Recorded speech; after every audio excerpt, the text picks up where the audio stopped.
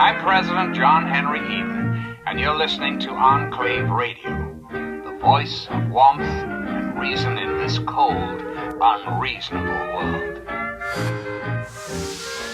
Fallout was developed and published by Interplay Entertainment in 1997. It was an open-world post-apocalyptic role-playing game serving as the spiritual successor to their previous game, Wasteland. Even though Fallout eventually became its own unique game, it was in the beginning developed as an official sequel to Wasteland, and thus the two games share a lot of similarities. Game developer Tim Cain is largely responsible for the game's creation, as he alone developed many of the game's early mechanics and even the game's engine before assembling a team. With the release and success of Blizzard's Diablo, Interplay wanted to turn Fallout into a real-time online multiplayer game, but Cain, among others, refused, and after some debate, Fallout stayed true to its original story-driven single-player format. In 1997, after 3 years in development, Fallout, a post-nuclear role-playing game, was released and became an instant success. The following year, the game received a sequel in the form of Fallout 2.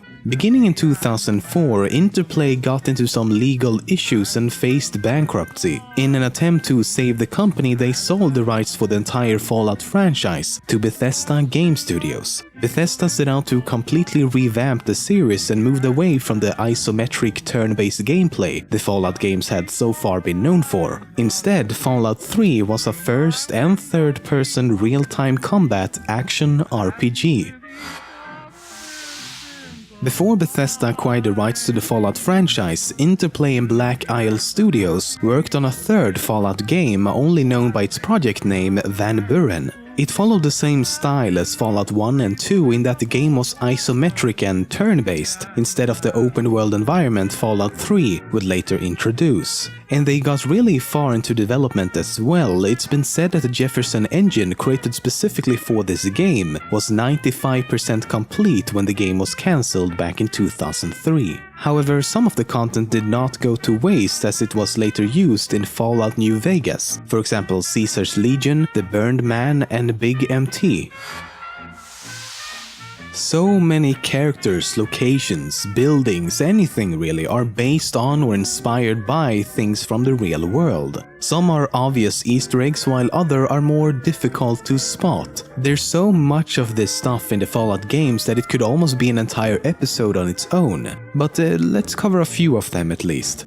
In the first Fallout, you can sometimes randomly encounter an old-fashioned British police box. If the player tries to approach this box, it will slowly begin to fade away. This is of course a reference to the time travel machine featured in Doctor Who. In Fallout 3, you can find a weapon named Callahan's Magnum, which is an exact replica of the gun used in the Dirty Harry movies. At the exact center of the map in Fallout 3, you'll find a post with a sign that reads TES-04.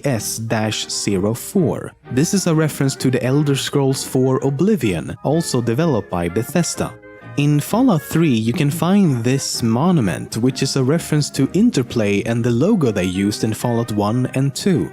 Mr. New Vegas in Fallout New Vegas is voiced by Wayne Newton, who is known as Mr. Las Vegas in real life.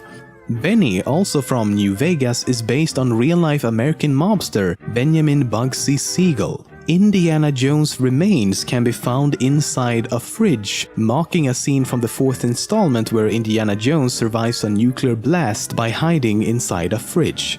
In Nipton, you'll find two shard skeletons with the names Owen and Beru. This is a morbid reference to a scene in Star Wars when Luke Skywalker returns home to find the burned corpses of his Aunt Beru and Uncle Owen. You know how in many trailers, endings and art for the games, the protagonist can be seen walking alongside Dogmeat?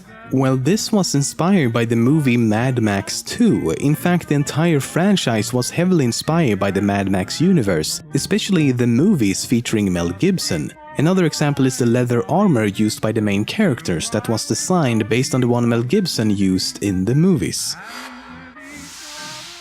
In Fallout 3, there's a quest called The Power of the Atom. It revolves around the town Megaton and more specifically the unexploded atomic bomb located at the town's center. Now, during the quest, the player is normally given the choice of detonating the bomb instead of disarming it, thus receiving a lot of negative karma. However, in the Japanese version of the game, this option is not available for, well, obvious reasons. One of the most popular soft drinks in the Fallout universe is Nuka-Cola. It is obviously based on the real-world Coca-Cola. In Fallout, Nuka-Cola was invented in 2044 by a man named John Caleb Bradberton. Now, what's interesting about this name is that John Caleb Bradberton is an amalgamation of the inventors of Coca-Cola and Pepsi, named John Pemberton and Caleb Bradham, respectively. In Fallout 3 and New Vegas, there's a weapon called Fat Man, which is a tactical nuclear catapult. In more simple terms, you can shoot nukes from your freaking shoulder. The name is taken from the atomic bomb dropped on Nagasaki, Japan at the end of World War II. This thing is obviously not real, though, right? Well, it does kind of exist in real life. It was based on the very real weapon called the M28, M29, or simply the Davy Crockett. The Davy Crockett. The round was set for a low height of burst. It detonated perfectly, releasing its lethal radiation. It could fire a small atomic round, releasing extreme and deadly amounts of radiation. It was developed during the Cold War and was deployed with US Army forces between 1961 and 1971. The biggest difference is that in the game the weapon is shoulder-mounted, while in real life it stands on a tripod. If you play and complete the original Fallout and then wait for the end credits to start rolling, try typing boom and this will happen. The guy whose head is exploding is none other than the creator of Fallout himself, Tim Kaine.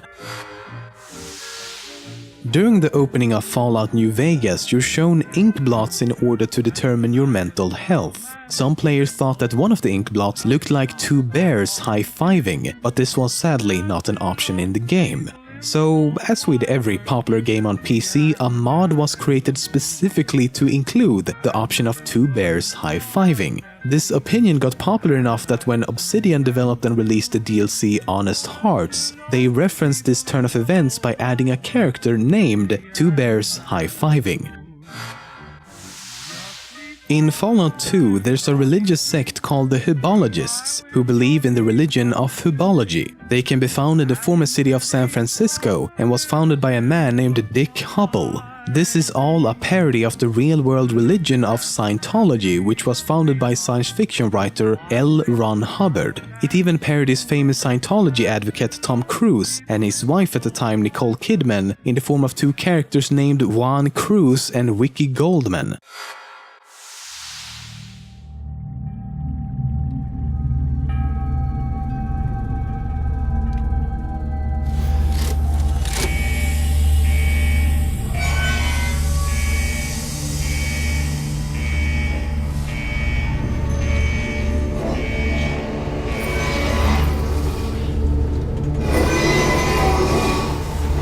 Officially, the vaults in the Fallout universe were shelters designed to protect the American population from a nuclear holocaust. However, with a population of almost 400 million by 2077, Vault-Tec would need to build around 400,000 vaults that could shelter 1,000 people each. This was all a facade. The government and Vault-Tec never actually believed this would happen and only built 122 vaults. Not in an attempt to save humanity, but as social experiments on pre-selected segments of the population to see how they would react to the extreme conditions of living in complete isolation. Given these experiments, a few vaults in Fallout has some pretty interesting and bizarre stories to tell. In Vault 6 and 12, small amounts of radiation was continuously leaked into the vault until its residents eventually turned into ghouls. This eventually transformed into the ghoul-infested town of Necropolis, featured in the first Fallout. 999 men entered Vault 68, but only one woman. Vault 69 is its counterpart with 999 women, but only one man. Neither vault lasted very long though, as the unbalanced population was unable to reproduce.